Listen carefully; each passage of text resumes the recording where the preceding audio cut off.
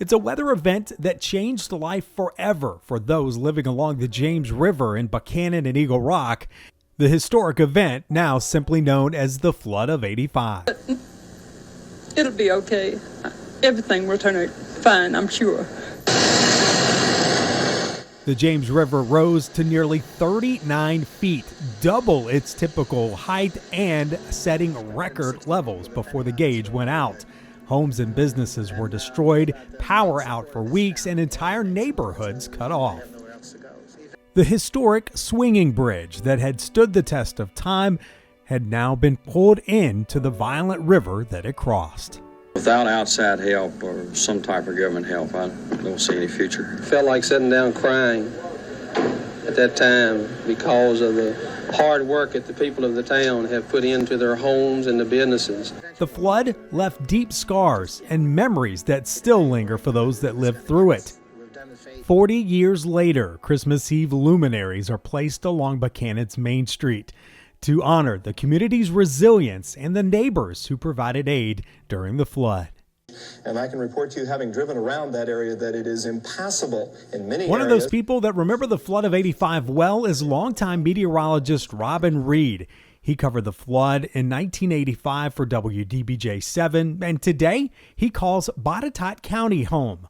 Reed says the science has come a long way since those days when the floodwaters rose to historic levels.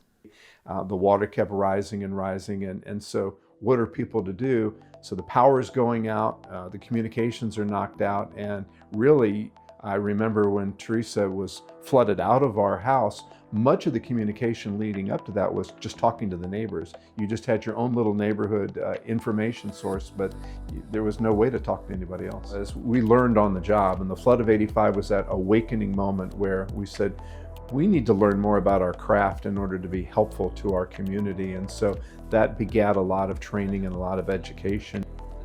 Today, Botetourt County turned those lessons into action. The county secured grants to install cutting-edge flood sensors across the region.